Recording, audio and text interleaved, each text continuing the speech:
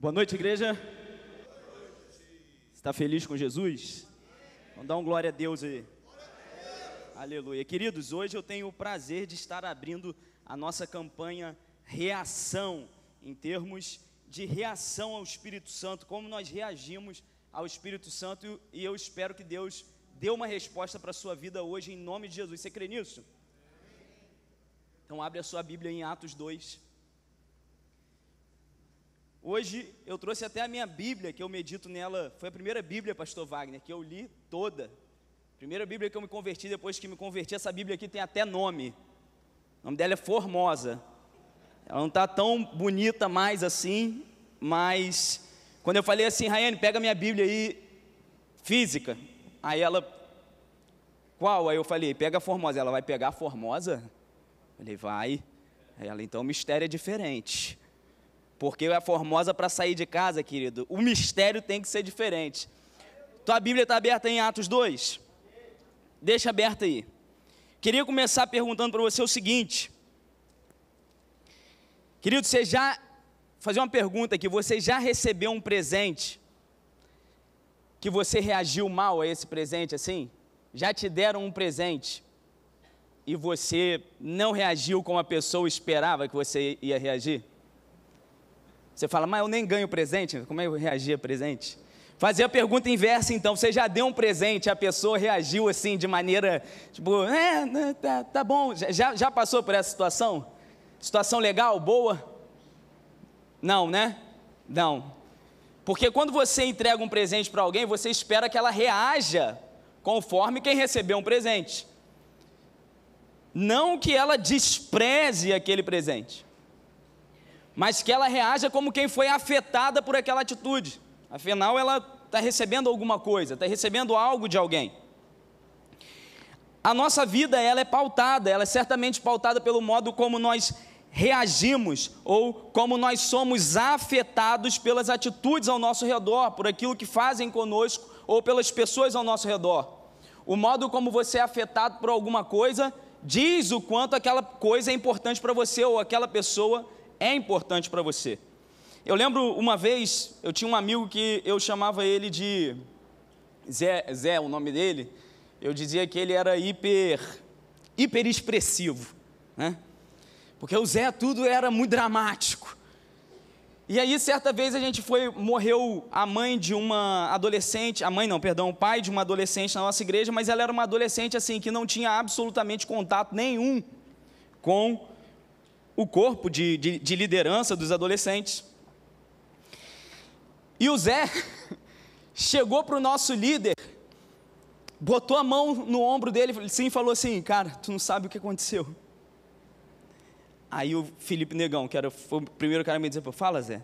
Não, cara, tu não tem ideia do que aconteceu, cara. Tu não imagina. Aí eu, fala, cara, o que houve?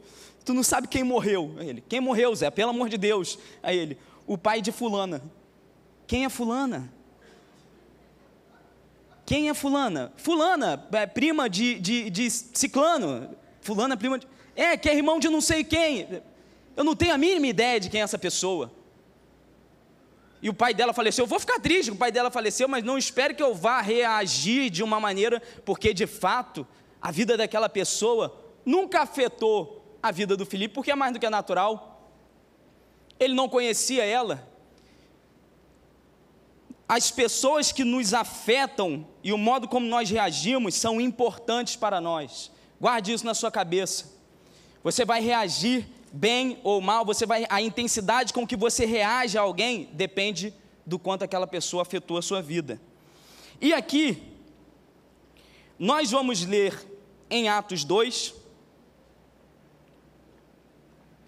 pessoas que foram afetadas pelo Espírito Santo, e elas reagiram da maneira correta, porque afinal, se o modo como nós reagimos a algo ou a alguém depende do quanto aquela pessoa nos afeta, a pergunta que nós temos que fazer é como nós reagimos ao Espírito Santo. Será que o Espírito Santo nos afetou de uma maneira tal que nós reagimos de maneira digna a essa afetação, a esse relacionamento? Ou será que o nosso relacionamento com o Espírito Santo é tão superficial, é tão pequeno, que não importa o que o Espírito Santo faça na nossa vida, ele é desprezado, ele é ignorado, ele é invisível, ele é inafetável na nossa vida. Em Atos 2 diz assim a palavra, aqui nós temos o contexto, Jesus acabou de ressuscitar e ascendeu aos céus, ele deixou uma missão aos discípulos. Em Atos 2:1 temos assim, chegando o dia de Pentecostes, estavam todos reunidos num só lugar, de repente veio do céu um som como de um vento muito forte, encheu toda a casa na qual estavam assentados, e viram o que pareciam línguas de fogo, que se separaram e pousaram sobre cada um deles. Todos ficaram cheios do Espírito Santo, e começaram a falar em outras línguas, conforme o Espírito os capacitava. Havia em Jerusalém judeus tementes a Deus, vindo de todas as nações do mundo. Presta atenção nisso, que isso é importante. Ouvindo-se este som, ajuntou-se uma multidão que ficou perplexa, pois cada um os ouvia falar em sua própria língua. Atônitos e maravilhados, eles perguntavam: acaso não são galileus todos esses homens que estão falando? Então, como os ouvimos, cada um nós em nossa própria língua?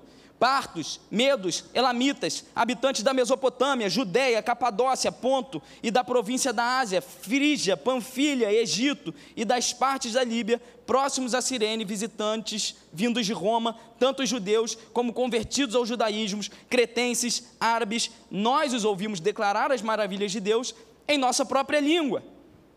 Atônitos e perplexos, todos perguntavam uns aos outros: o que significa isso? Alguns, todavia, zombavam deles e diziam: eles beberam vinho demais. Então Pedro levantou-se com os 11 e em alta voz dirigiu-se à multidão: homens da Judeia, todos os que vivem em Jerusalém, deixem-me explicar-lhes isto. Ouçam com atenção, esses homens não estão bêbados como vocês supõem, ainda são 9 horas da manhã. Pelo contrário, isso é o que foi predito pelo profeta Joel: nos últimos dias, diz Deus, derramarei do meu espírito sobre todos os povos, os seus filhos e as suas filhas profetizarão, os jovens terão visões, os velhos terão sonhos, sobre os meus servos e as minhas servas derramarei o meu espírito naqueles dias, e eles profetizarão. Mostrarei maravilhas em cima do céu e sinais embaixo na terra: sangue, fogo, nuvens de fumaça. O sol se tornará em trevas, a lua em sangue, antes que venha o grande e glorioso dia do Senhor. Todo aquele que invocar o nome do Senhor será salvo. Israelitas, ouçam estas palavras: Jesus de Nazaré foi aprovado por Deus diante de vocês por meio de milagres, maravilhas e sinais que Deus fez entre vocês por intermédio dele, como vocês mesmos sabem. Este homem lhes foi entregue por propósito determinado e pré-conhecimento de Deus, e vocês, com a ajuda de homens perversos, o mataram pregando na cruz. Mas Deus ressuscitou dos mortos, rompendo os laços da morte, porque era impossível que a morte o retivesse. E aí você pula para o versículo 36. Portanto, que todo Israel fique certo disto: este Jesus, a quem vocês crucificaram, Deus o fez Senhor e Cristo. Quando ouviram isto, os seus corações ficaram aflitos. Eles perguntaram a Pedro e os outros apóstolos: irmãos, o que faremos? Pedro respondeu: arrependam-se cada um de vocês, seja batizado em nome de Jesus Cristo para perdão dos seus pecados, e receberão o dom do Espírito Santo, pois a promessa é para vocês, para seus filhos e para todos os que estão longe, para todos quantos o Senhor nosso Deus chamar. Com muitas outras palavras, os advertia e insistia com eles: salvem-se desta geração corrompida. Os que aceitaram a mensagem foram batizados, e naquele dia houve um acréscimo de cerca de 3.000 pessoas. Queridos, se nós fôssemos dar algum subtítulo hoje dentro desse tema, reação ao Espírito Santo, para essa pregação eu diria, o título é afetados pelo Espírito Santo. Ninguém que se diz afetado pelo Espírito Santo pode continuar vivendo uma vida igual ela vivia antes. Aqueles que foram genuinamente afetados pelo Espírito Santo, eles têm que mudar de alguma maneira. E a primeira mudança, a primeira característica daquele que foi genuinamente afetado pelo Espírito Santo, que nós observamos nesse texto aqui, é aquele que é afetado pelo Espírito Santo, ele reage de uma maneira específica, qual seja, ele deixa de ligar para a opinião do mundo.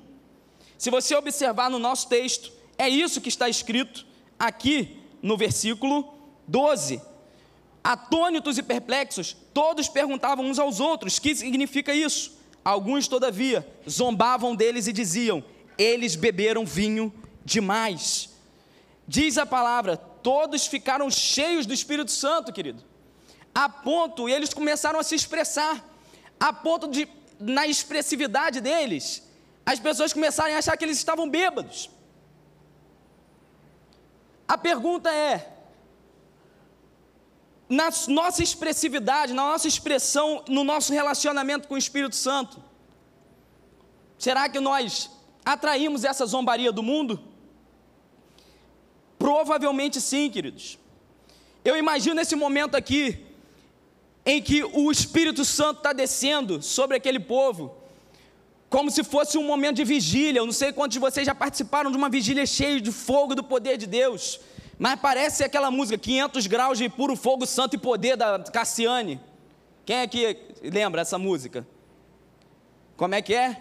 Desse lado tem poder, desse lado tem vitória, aqui na frente tem um irmão sendo batizado, dando glória, ali no meio o fogo cai, toda potestade desiste, sai, pelo santo nome. Eu imagino uma situação assim, e as pessoas começam a olhar aquela situação e vão falando: eles devem estar bêbados, eles são loucos. Essa zombaria, querido, é algo que o crente precisa estar mais do que vacinado, porque não é só na sua expressividade, ou o modo como você se expressa, que vai ser criticado pelas pessoas e pelo mundo. A sua santidade vai ser criticada também, o seu posicionamento vai ser criticado também. Absolutamente quase tudo que os crentes fazem, que não seja concordar com o mundo, e aí o crente vai estar errado, vai atrair a zombaria e a resistência do mundo. Mas o crente que foi afetado pelo Espírito Santo, a opinião do mundo para ele não vale nada. O que vale é a opinião do Senhor. Deus está alegre com isso, Deus está feliz com isso, então eu estou feliz. Ah, mas as pessoas do mundo me chamam disso, me chamam daquilo outro, as pessoas do mundo zombam de mim, porque eu não compactuo com os pecados dela. Querido, nesse dia, quando zombarem de você, quando te afastarem do grupo, porque você honra o Senhor, dê graças a Deus, glorifica o Senhor, porque você foi achado digno. Você foi achado digno de sofrer alguma injustiça, alguma perseguição pelo nome de Jesus. Isso é um privilégio, querido. Isso é um privilégio. Eu lembro, quando eu tinha meus 18 anos, eu participei de um encontro com Deus de juvenis. Eu não era mais juvenil, mas eu fui trabalhar nesse retiro, nesse encontro. E aquele encontro estava cheio da presença do Senhor, querido. Esse encontro foi no mesmo lugar que o pastor Nando fez encontro com Deus, né? Você vê como o mundo é minúsculo. No mesmo lugar. E a gente, depois de fazer um teatro cheio de quebrantamento, nós começamos, eu e aqueles outros rapazes, nós começamos a sentir o fogo do Espírito Santo no nosso coração, e nós começamos a mais ou menos viver isso aqui. A gente começou a profetizar, a gente começou a orar, a gente começou a se expressar, e de repente a gente viu, estava quase começando a hora do jantar dos juvenis, a gente viu a porta aberta, e um irmão, parecia até um boi saindo da cerca, assim, ele falou: eu vou lá, e ele foi, o time de intercessores falou assim: segura que eles vão entrar aqui. A gente pegou, cada intercessor abraçou um de nós assim, e eu vou te falar, os intercessores que daqui a pouco saíram profetizando, glorificando, abençoando.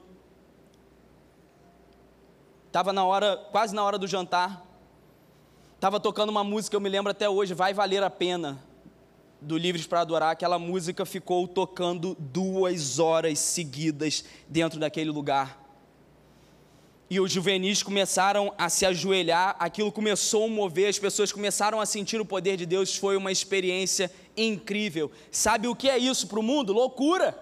Está todo mundo bêbado. Isso aí é um êxtase. Não, querido, isso é o poder de Deus que o mundo não consegue compreender. E se você ficar cheio de dedos para bater no peito e falar, eu sou crente, querido, eu sou crente, eu sou evangélico, eu boto a Bíblia debaixo do braço, não boto mais porque agora está no meu celular, mas eu sou crente, querido, nós precisamos entender que a opinião do mundo já passou para a gente. Agora o que nos importa é a opinião do Senhor. E aqui eu queria fazer um parêntese sobre isso, a respeito dessa espontaneidade e a respeito dessa expressividade do crente. O crente de verdade, ele é espontâneo. Você acredita nisso? O crente de verdade, ele é espontâneo. O crente de verdade, ele não é engessado. Ele não segue um manual de regras, ele tem liberdade no Senhor dentro do relacionamento dele. Se você, por exemplo, nós precisamos ter muito cuidado, querido, para que a gente não esteja reproduzindo religiosidade, porque se você vem aqui e simplesmente repete as palavras do louvor, isso é religiosidade. Se você canta sem compreender o que você está cantando, isso é religiosidade, porque o culto não é uma coreografia. Mandam eu cantar, eu canto. Manda abaixar a cabeça, eu abaixo. Manda vir aqui na frente, eu venho. Manda gritar, eu grito. Manda fechar o olho, eu fecho. O culto não é uma coreografia. Todas essas coisas são bênçãos. O louvor tem que nos guiar nisso mesmo. Mas, querido, você precisa fazer essas coisas aqui em consciência. Você tem que ter consciência do que você está fazendo. Senão você está fazendo uma série de ritos, os quais não têm poder para aumentar ou aprofundar o seu relacionamento no Senhor. Não tem poder. Eu lembro também quando eu era muito novo, deveria ter uns 14 anos, um pregador foi na igreja que eu fazia parte. Aquele pregador, querido, ele pregava com muita intensidade, muita unção, mas eu comecei a perceber, toda vez que ele aumentava o tom de voz, ele começava a falar assim, a igreja dava glória a Deus, e aplaudia, eu abaixava a cabeça e orava. Eu comecei a virar um robô. Era só ele falar mais assim, pastor, que, meu Deus do céu, a igreja... E eu comecei a perceber, por que toda vez que o pregador fala assim, eu abaixo a cabeça, oro e dou glória a Deus? Porque aquilo que antes era uma expressão espontânea, já se tornou uma religiosidade. Porque as coisas nascem como expressões espontâneas, mas depois elas vão se tornando duras, e elas depois só vão sendo reproduzidas por conta do costume, e aí você tem a religiosidade.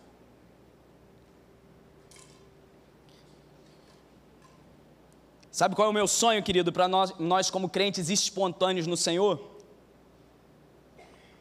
Quantos gostam de vir aqui orar no altar aqui? Levanta a mão. Você que gosta de vir aqui no altar, pedir, interceder, é benção demais. Querido, meu sonho é o dia que a igreja não vai ser liderada para vir ao altar. Você vai sair do seu lugar e falar, hoje eu quero adorar no altar. Vai vir aqui de maneira espontânea. Depois vai acabar o louvor, você vai sentar, porque tem que ter ordem de decência, né, pastor? Em nome de Jesus. Mas você vai vir aqui sem ser liderado, sem ser comandado. Eu senti no meu coração, eu preciso ir lá, eu vou até o altar, eu vou me ajoelhar, eu vou chorar, que é algo que traz, e até alegrou meu coração, que acho que até antes do Éder chamar a irmã Ellen já estava ali. Eu falei, ali ó, a crente pentecostal, ali, a mulher de Deus. Claro, todos nós somos homens e mulheres de Deus, mas, querido, nós precisamos ser espontâneos no Senhor, porque o relacionamento com Deus é espontâneo. Você já imaginou, talvez se você for casado, se o seu relacionamento com seu esposo, ou se você não é casado, mas você tem um amigo, se o seu relacionamento com seu amigo fosse um manual coreografado? Eu não imagino chegando em casa, falando com a Rayane, todo dia a mesma coisa, do mesmo jeito, fazendo as coisas todo dia do mesmo jeito. E nós somos a noiva de Cristo, nosso relacionamento é sempre comparado a Ele com um casamento, e isso precisa de espontaneidade, precisa de naturalidade. O crente de verdade, ele é natural, ele não é coreografado. mas a nossa expressividade, ela acaba incomodando o mundo. Eu já vi uma vez, um irmão, ele estava orando no chão numa praça, orando, ajoelhado no chão numa praça, sabe do que ele foi chamado? Crentelho. Esses crentelhos aí, ó, ficam atrapalhando a gente, chato a beça. Vai falar isso de outra religião, para você ver o que vai acontecer. Mas como já dito, não é só a nossa expressividade, porque a nossa santidade e a pregação vai incomodar o mundo. Quando a gente começar a pregar como Pedro pregou aqui, arrependei-vos, nós vamos incomodar o mundo. Quando você nos compactuar com os erros do mundo, você vai incomodar o mundo. O mundo se escandaliza quando as pessoas são libertas, sabe por quê? Porque o mundo lucra com o vício das pessoas. O mundo lucra com a droga, com a pornografia, com o adultério. E quando nós estamos pregando que essas coisas são ruins e as pessoas devem se afastar dessas coisas, o mundo vem em cima da gente. Porque nós estamos entre o lucro e o ímpio. Então, quando nós estamos fazendo isso, querido, nós precisamos entender que somos bem-aventurados. Caminhando, eu lembro da história de um homem que ele foi pregar no metrô. Ele estava pregando no metrô, alguém um dia virou para ele e falou bem assim, deu um tapa na cara dele. E ele virou e falou bem assim, isso aqui não é para mim não, cansei, toda vez eu venho aqui pregar no metrô e olha o que fazem comigo, me deram um tapa na cara, ele pegou a Bíblia dele e jogou o metrô fora. Diz a história, não sei se essa história é verdade, mas ela é extremamente inspiradora, né? Diz essa história que anos e anos mais tarde, ele foi numa igreja, e ele estava sentado no banco da igreja, e um homem estava pregando, contando o testemunho dele. Aquele homem era pastor, e aquele homem contando o testemunho dele, disse bem assim, queridos, eu vou contar o meu testemunho para vocês, um dia eu estava no metrô, ia me jogar, ia me matar, a Bíblia bateu na minha cara. E eu me converti, eu falei, deve ser um sinal de Deus, eu vou me matar, e a Bíblia bateu na minha cara, eu desisti, entrei para a igreja, hoje eu sou pastor. Aquele homem, querido, que estava sentado no banco, ele falou bem assim, eu deixei a opinião do mundo, a opinião das pessoas parar o meu ministério, e olha o que Deus estava fazendo enquanto eu estava ligando para a opinião do mundo. Então, a primeira coisa que nós aprendemos aqui nesse texto, querido, é a opinião do mundo não serve para a gente. Ela passou para o cristão, e se nós somos genuinamente afetados pelo Espírito Santo, precisamos passar a desprezar essa opinião sobre quem nós somos, sobre o que acreditamos, sobre o que nós fazemos. Mais importa a opinião do Senhor do que a opinião do mundo. Diz assim ainda a palavra em Gálatas 1, porventura procuro eu o louvor dos homens, ou procuro a aprovação de Deus? Estou eu tentando ser apenas agradável às pessoas? Se ainda estivesse buscando agradar a homens, não seria servo de Cristo. Em nome de Jesus, que a opinião do mundo não tenha poder sobre a nossa vida, a ponto de parar o nosso ministério, a ponto de mudar quem nós somos, mudar a nossa opinião, a ponto de alguma maneira nos influenciar, e que apenas o Senhor nos influencia em nome de Jesus. Queridos, o segundo ponto que nós vemos aqui é um ponto mais óbvio desse texto. Aquele que é afetado pelo Espírito Santo prega o Evangelho e ganha almas. Diz assim a palavra, então Pedro levantou-se com os 11 em alta voz, dirigiu-se à multidão, homens da Judeia, todos os que vivem em Jerusalém, deixem-me explicar-lhes isto. E ele começa a pregação. O versículo 41 diz assim, os que aceitaram a mensagem foram batizados, e naquele dia houve um acréscimo de cerca de 3.000 pessoas. Assim que Pedro e os apóstolos são afetados pelo Espírito Santo, a reação deles é pregar o Evangelho. A pregação do Evangelho tem que ser a regra para o crente. Você pode achar que eu estou chovendo molhado, mas a bem da verdade é que na maioria das vezes, nós estamos acomodados com o que nós estamos vivendo aqui, absolutamente acomodados. O pastor Nando falou esses dias, que a maioria dos das pessoas que chegam nas igrejas já são crentes, já são cristãos.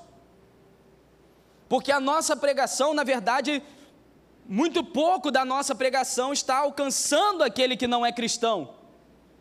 A maior parte da nossa pregação está alcançando outros crentes, e os crentes estão aí fazendo um tour pelas igrejas. Nós ficamos acomodados com essa situação, ficamos acomodados. Por exemplo, deixa eu fazer uma pergunta, quem está em célula aqui? Levanta a mão. Quem vai numa célula? A gente fica acomodado se a nossa célula não recebe pessoas. Não recebeu, uma pena, né? Não veio nenhum visitante essa semana, é uma pena, acontece. Não veio também 2 semanas, também não veio 3, e esse mês nós não recebemos nenhum visitante, é uma pena, acontece, essas coisas são assim mesmo. Se o meu ministério não está ganhando pessoas, se o Biuan não está ganhando pessoas, se o outro ministério não está ganhando pessoas, a gente fica acomodado, é assim mesmo, as coisas são assim. O importante é que nós estejamos fazendo as nossas reuniões, o importante é que nós estejamos fazendo os nossos cultos, o importante é que nós estejamos fazendo as nossas comunhões.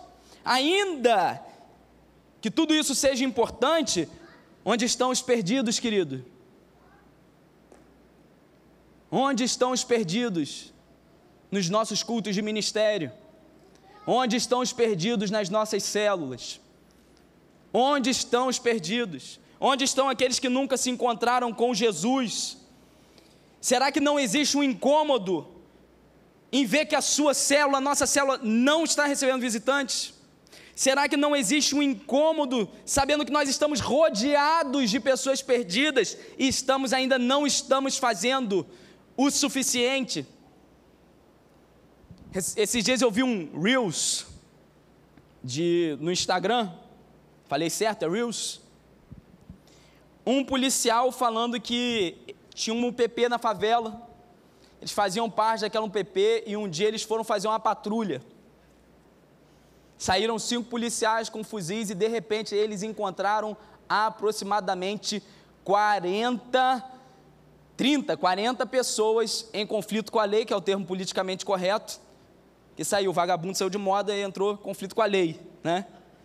Em conflito com a lei, 40 homens de fuzil em conflito com a lei, vítimas da sociedade ali, e o traficante-chefe da boca que falou assim, ninguém atira.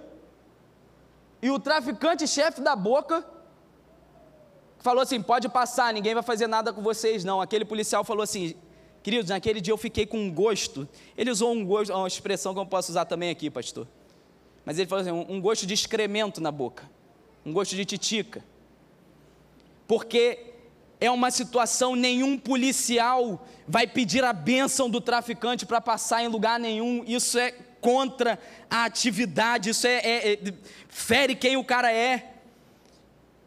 Mas sinceramente parece, às vezes, nós estamos tão acostumados com os ímpios, com os bares, com as pessoas, e sem influenciá-las, que às vezes eu acho que a gente está pedindo bênção aos ímpios para a gente trabalhar. A gente passa, às vezes, indo para casa, e eu acho que eu fico com um pouco desse gosto assim, eu fico, cara, não é possível. Nós precisamos fazer mais, nós precisamos pregar o Evangelho, nós precisamos de estratégia, criar estratégia, e de alguma maneira, querido, você precisa se incomodar com isso. Você precisa se incomodar quando a sua célula não recebe gente, quando o seu ministério, porventura, esteja fixado em só fazer reuniões e comunhões e não ganhar o perdido. De novo, tudo isso é bênção, reunião é bênção, comunhão é bênção, mas nós precisamos nos voltar para o perdido, nós precisamos nos voltar para as outras pessoas, nós precisamos pregar o Evangelho. A mesma coisa acontece com a sua célula, porque, aliás, pregar o Evangelho não é pregar de qualquer jeito. Você leu no capítulo 2, que todos foram cheios do Espírito Santo, amém? Não foi isso? Todos foram cheios do Espírito Santo. Nós precisamos pregar com essa qualidade aqui, cheios do Espírito Santo.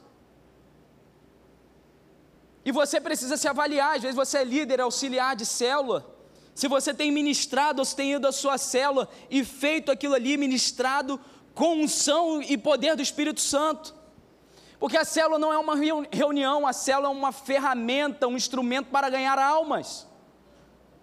Você entende isso, querido? Você entende que a célula é esse instrumento?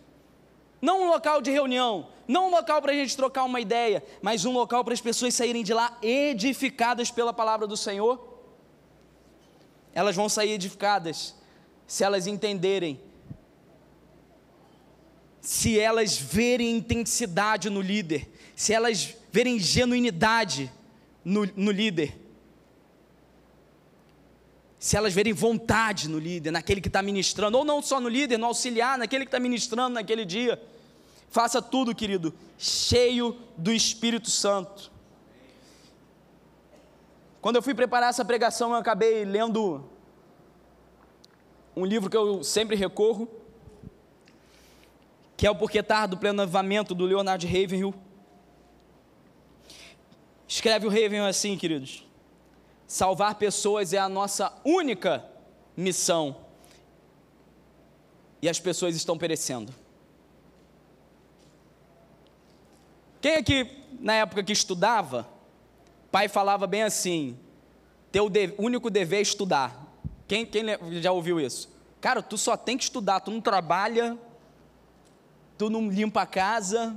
Tá, tem uma galera que limpa, tá, tu limpa a casa em alguma medida ali, mas teu único dever é estudar, cara. E tu está reprovando. Eu me sinto dessa maneira. Nossa única missão é salvar almas, e as almas estão perecendo. Isso é uma frase do Ravenhill.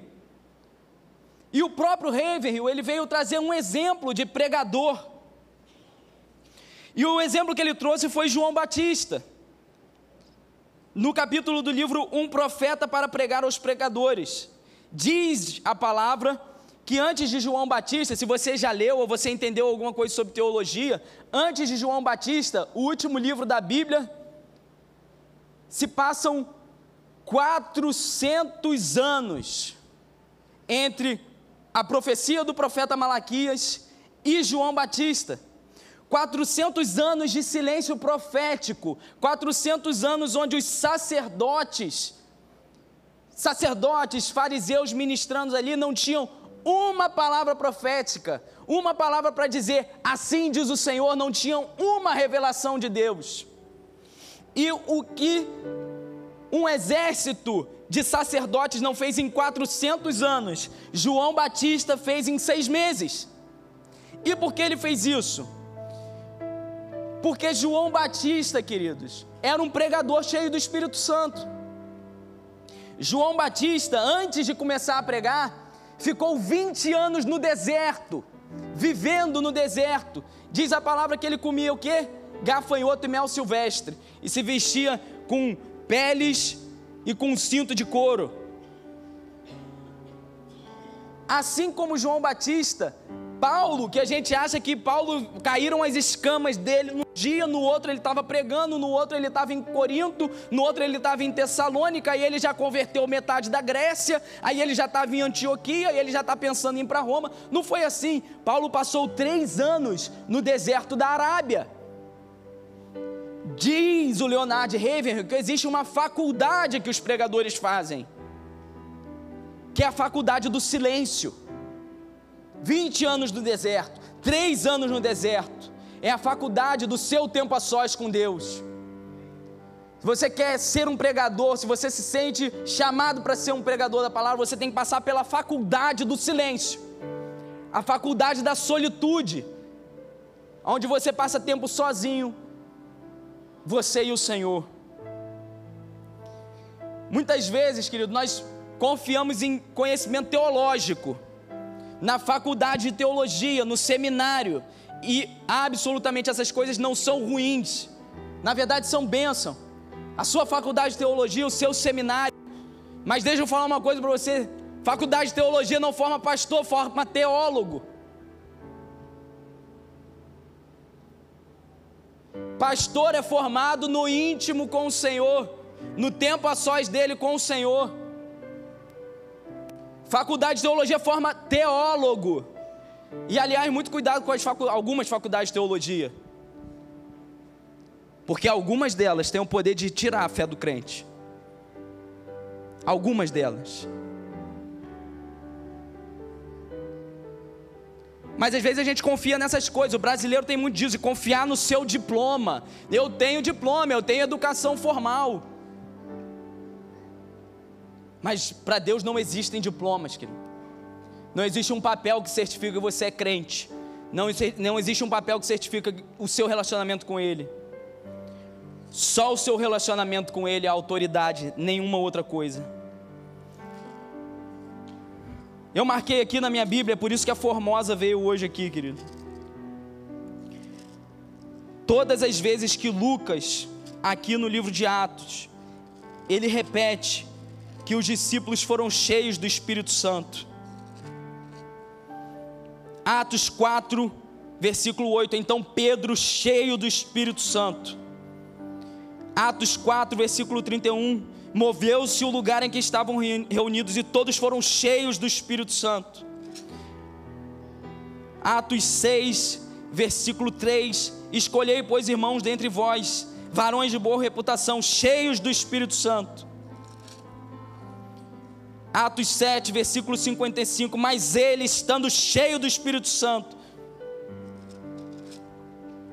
Atos 9, versículo 17, Ananias entrou na casa, impondo-lhe as mãos, irmão Saulo, o Senhor Jesus que te apareceu no caminho por onde vias, me enviou, para que tornes a ver, e seja cheio do Espírito Santo. Olha quantas vezes, aqui no capítulo 11, versículo 24, porque era homem de bem, cheio do Espírito Santo e de fé. A quantidade de vezes que Lucas, tem outra aqui também no capítulo 13, versículo 9, todavia Saulo, que também se chama Paulo, cheio do Espírito Santo. Durante todo o capítulo, todo o livro de Atos, existe uma marca que é o enchimento com o Espírito Santo. E Atos, ele é um livro que ele relata o crescimento da igreja. Quando você lê Atos 1:8, se eu não me engano, diz assim: permanecei em Jerusalém, até que vocês recebam do alto, serão minhas testemunhas, em Samaria, em Jerusalém, em toda a Judeia, até os confins da terra. A ideia de Atos é justamente fazer isso, começando em Jerusalém, indo para Samaria, indo para a Judeia, e agora indo até os confins da terra. Tudo isso só foi possível, o crescimento missionário da igreja, só foi possível porque ela era uma igreja cheia do Espírito Santo.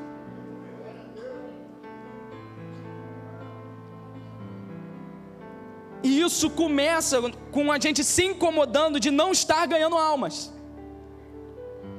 E aqui fica a minha exortação para a gente encerrar: ministérios, células, crentes de maneira geral, vamos nos incomodar, vamos nos deixar afetar.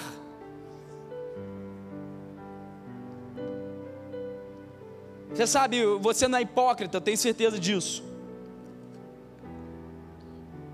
Com certeza você já passou por um morador de rua, ou por alguém vendendo alguma coisa, ou uma pessoa em situação de rua que veio te vender alguma coisa e você simplesmente fingiu que aquela pessoa não existia. Você já fez isso, eu sei. Você não é hipócrita de falar que não fez. Queridos, às vezes nós estamos assim com os perdidos. Melhor fingir que não está ali. Não, finge que a gente não está vendo, porque senão, sabe como é, senão o Júnior vai ter que pregar para ele. Quem é afetado pelo Espírito Santo, querido, não liga para a opinião do mundo. Não liga, vocês vão falar: lá o crente chato, lá perturbando de novo, lá pregando, lá enchendo a paciência.